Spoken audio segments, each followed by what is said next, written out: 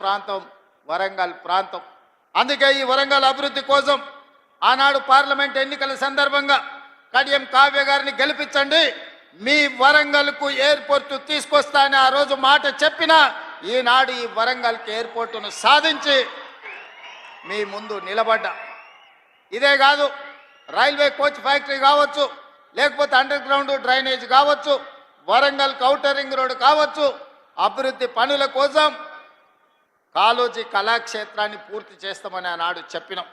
Warangal outer ring రోడ్డును నిర్మిస్తామని చెప్పినాం. ఇవాళ ఈ అన్ని కార్యక్రమాలను పూర్తి చేయడానికి వరంగల్ నగరానికి 6,500 కోట్ల రూపాయలు మంజూరు చేసి ఈ వరంగల్ నగరాన్ని హైదరాబాదు నగరంతో పోటీ పడే విధంగా వరంగల్ని అభివృద్ధి చేయాలని ఈరోజు మన ప్రభుత్వం ప్రయత్నం చేస్తున్నది. మిత్రులారా, ఇవాళ ఆలోచన చేయండి మీరందరూ. తెలంగాణ రాష్ట్రం వచ్చినప్పుడు ధనిక రాష్ట్రం, ఈ ధనిక రాష్ట్రాన్ని చంద్రశేఖరరావు గారి కుటుంబం చేతిలో పెడితే ఈరోజు అప్పుల ఊబీలో తెలంగాణ రాష్ట్రం కూరుకుపోయింది. ఆనాడు నెలకు 500 కోట్ల రూపాయలు అసలు మిత్తి కట్టే అప్పు ఉంటే ఈనాడు ప్రతి నెల అసలుకే 6,500 కోట్ల రూపాయలు ప్రతి నెల కట్టాల్సిన పరిస్థితి వచ్చింది. 10 ఏళ్లలో ఈరోజు దాదాపుగా 8 లక్షల కోట్ల రూపాయలు, 7 లక్షల కోట్ల రూపాయలు బ్యాంకుల్లో అప్పు తెస్తే 40,000 కోట్ల రూపాయలు కాంట్రాక్టర్లకు బకాయిలు పెట్టిండు. ఇవాళ సింగరేణికి బకాయిలు పెట్టిండు. విద్యుత్ శాఖ డిపార్ట్మెంట్కు ఉచిత కరెంటు పేరు మీద రైతులకు ఉచిత కరెంటు ఇచ్చినా అని విద్యుత్ శాఖకు బకాయిలు పెట్టిండు. నిన్నగాక మొన్న బ్యాంకుల్లో తెచ్చిన అప్పులే కాదు, ఆయన పెట్టిపోయిన బకాయిలను లెక్కేస్తే 8,29,000 కోట్ల రూపాయల లెక్క తేలింది. మిత్రులారా, ఈ 8,29,000 కోట్లలో మా నెత్తి మీద కత్తి పెట్టి ఈరోజు బ్యాంకులు వసూళ్లు చేస్తే అసలు మిత్తి 1,53,000 కోట్ల రూపాయలు ఈరోజు బ్యాంకులకు చెల్లించాల్సి వచ్చింది. నిన్న శాసనసభ సాక్షిగా ఈ వివరాలన్నీ నేను చెప్పిన. ఎందుకంటే ఈనాడు మీకు తెలవాలి మన ఆర్థిక పరిస్థితి ఎట్లుందో. మన ఆర్థిక పరిస్థితి తెలిసినప్పుడే మన భవిష్యత్తు ప్రణాళికలను మనం చేసుకోగలుగుతాం. మన భవిష్యత్తు ప్రణాళికలు, సంక్షేమ పథకాలు ఎట్లుండాలి, అభివృద్ధి పథకాలు ఏ విధంగా ముందుకు సాగాలనో మనం ఆలోచన చేసుకోగలుగుతాం. అందుకే మిత్రులారా, ఈరోజు మీ ముందు నిలబడి నేను మాట చెప్పదలుచుకున్నా.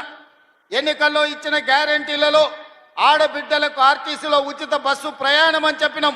2 రోజుల్లోనే ఈనాడు 150 కోట్ల మంది ఆడబిడ్డలు ఉచిత బస్సు ప్రయాణం చేసినందుకు ఆర్టీసీకి 5,005 కోట్ల రూపాయలను ఈనాడు రాష్ట్ర ప్రభుత్వం అందించిన మాట వాస్తవం కాదా? ఈరోజు మా ఆడబిడ్డలు, మా అక్కల్ని అడుగుతున్న ఇక్కడ ఉన్న వాళ్ళను, అక్క ఎప్పుడైనా మీరు బస్సు ఎక్కితే ఎవరైనా అనా పైసైనా మిమ్మల్ని అడిగినరా అని నేను మా ఆడబిడ్డలు నేను అడగదలుచుకున్నా. ఆయల్ల మీరు అమ్మగారింటికి వెళ్ళాలన్నా, అమ్మవారిని దర్శించుకోవాలన్నా, యాదగిరి గుట్టకు పోవాలన్నా, భద్రాచలంలో రాముల వారిని దర్శించుకోవాలన్నా బస్సు పైసలు ఉండేటివి కావు. ఇంటి ఆయన ఇస్తే ఇచ్చినట్టు, లేకపోతే మీరు ఊరుకున్నట్టే ఉండే. కానీ ఇవాళ ఇంటి ఆయన బాయికాడికి పనికి పోతే మా అక్కలు ఆలయానికి పోయి దర్శనం చేసుకొని ఆయన వచ్చే లోపల మళ్ళీ ఇంటికి వచ్చేటట్టు ఈరోజు బస్సుల్లో ఉచిత ప్రయాణం ఇచ్చిన మాట వాస్తవం కాదా? ఇవాళ నేను అడుగుతున్న మా ఆడబిడ్డల్ని, 200 యూనిట్లు మీ ఇళ్లలో ఉండే కరెంటు ఉచితంగా ఇస్తున్నామా లేదా? ఇవాళ తెలంగాణ రాష్ట్ర ప్రజలకు నేను చెప్పదలుచుకున్నా, 200 యూనిట్లు ఉచిత కరెంటు పేదవాళ్లకు, 50 లక్షల కుటుంబాలకు ఈనాడు తెలంగాణ రాష్ట్ర ప్రభుత్వం పేదవాళ్లకు అందుబాటులోకి తీసుకొచ్చిన మాట వాస్తవం కాదా? ఇవాళ అప్పుల పాలైన తెలంగాణలో 24 గంటల ఉచిత విద్యుత్తు రైతాంగానికి అందిస్తున్న మాట వాస్తవం కాదా? అదేవిధంగా ఆడబిడ్డలకు 500 రూపాయలకే సిలిండర్ ఇస్తున్న మాట వాస్తవం కాదా? ఇవాళ నేను చెప్పదలుచుకున్న తెలంగాణ రైతాంగానికి వేదిక మీద నుంచి 25,35,000 మంది రైతులకు 20,617 కోట్ల రూపాయలు, 2 లక్షల రూపాయల వరకు రైతు రుణమాఫీ చేసి మీ రుణం తీర్చుకుంటామని చెప్పినాం. ఈనాడు మీ రైతు రుణాలను మాఫీ చేసి, ఈ రైతు రుణాల మాఫీ కాదు, ఆనాడు రైతు బంధు ఎన్నికల కోడ్ను అడ్డం పెట్టి కేసీఆర్ ఎగ్గొట్టిపోతే 7,625 కోట్ల రూపాయలు ప్రభుత్వం ఏర్పడిన ఎంబడే రైతు భరోసా పథకం ద్వారా మీ ఖాతాలలో నిధులేసిన మాట వాస్తవం కాదా? ఈ రకంగా చెప్పుకుంటూ పోతే తెలంగాణ ఉద్యమంలో ఉన్న నిరుద్యోగ యువకులకు 57,924 ప్రభుత్వ ఉద్యోగాలను మొదటి 10 నెలల్లోనే నియామకాలు అందించి నిరుద్యోగ సమస్యను తెలంగాణ రాష్ట్ర పొలిమేర్లు దాటి వరకు తరిమిన మాట వాస్తవం కాదా? గత 10 రోజుల నుంచి ఈనాడు పాత్రికేయ మిత్రులను నేను అడగదలుచుకున్నా. హైదరాబాద్లో మీ ఇండ్ల పట్టాలకు భూములు ఇస్తే 10 ఏళ్ళ పట్టాల సర్టిఫికెట్లు మీకు చంద్రశేఖరరావు ఇయ్యలే. నేను వచ్చిన తర్వాత మీ కుటుంబాలను పిలిచి రవీంద్ర భారతిలో భోజనం పెట్టి మీ జర్నలిస్టులకు ఇండ్ల పట్టాలు నేను ఇచ్చిన మాట వాస్తవం కాదా? 10 ఏళ్ళు చంద్రశేఖరరావు మీకు అన్యాయం చేస్తే మీకు ఇండ్ల పట్టాలు ఇచ్చింది ఈ ప్రభుత్వం కాదా అని నేను అడుగుతున్నా. ఇవాళ గ్రూప్ 1 పరీక్షలు, గ్రూప్ 2 పరీక్షలు, గ్రూప్ 3 పరీక్షలు, ఇవాళ మీ ఉద్యోగాల కోసం ఈరోజు పరీక్ష ఫలితాలను ఇచ్చి ఈరోజు మిమ్మల్ని ఆదుకునే ప్రయత్నం చేస్తున్నాం కదా. అందుకే ఒక్క నిమిషం ఉండండి చూసిన దించండి. అందుకే ఈరోజు మీ సమస్యలను పరిష్కరించడం కోసమే ఈరోజు ప్రజాపాలన ప్రగతి బాటల పేరు మీద మీ ముందుకొచ్చి మీ దగ్గర నిలబడి మాట్లాడుతున్నాం. ఈరోజు నిరుద్యోగ సమస్యనే కాదు, మీ విద్యకు సంబంధించి టీచర్ల ప్రమోషన్లు 11,000 మంది ఈరోజు టీచర్ల నియామకాలు చేపట్టి పేదలకు విద్యను అందుబాటులోకి తీసుకురావాలని ప్రభుత్వం చేస్తున్న ప్రయత్నం నిజం కాదా అని నేను మిమ్మల్ని అడుగుతున్నా. మిత్రులారా, ఈరోజు రైతుల గురించి కానీ, మహిళల గురించి కానీ, విద్యార్థుల గురించి కానీ, నిరుద్యోగ యువకుల గురించి కానీ, తెలంగాణ సమాజంలో ఉన్న సమస్యల్ని పరిష్కరించడానికి పాత్రికేయ మిత్రుల నుంచి మొదలు పెడితే డాక్టర్లు, లాయర్లు, ఇంజనీర్ల వరకు ప్రతి ఒక్కరి సమస్యని పరిష్కరించడానికి ఈరోజు రాష్ట్ర ప్రభుత్వం ప్రయత్నం చేస్తున్నది. అందుకే ఆనాడు ధనిక రాష్ట్రంగా చంద్రశేఖరరావు గారికి అప్పచెప్పినాం. ఈరోజు దివాలా తీసిన రాష్ట్రంగా మా చేతికి అప్పచెప్పిండు. అందుకే మిత్రులారా, ఈరోజు ఈ సమస్యలు పరిష్కరించడానికి ఉన్నది ఉన్నట్టు వాస్తవాలను మీకు వివరించే ప్రయత్నం చేస్తున్నా.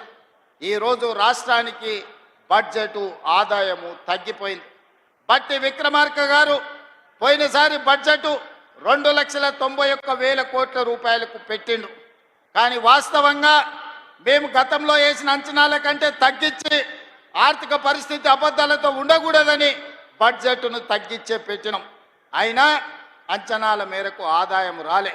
ఇవాళ మేము పెట్టిన బడ్జెట్ 70,000 కోట్ల రూపాయలు తక్కువతో ఈరోజు బడ్జెట్ ముగియబోతుంది మార్చి 31 తారీఖు నాడు.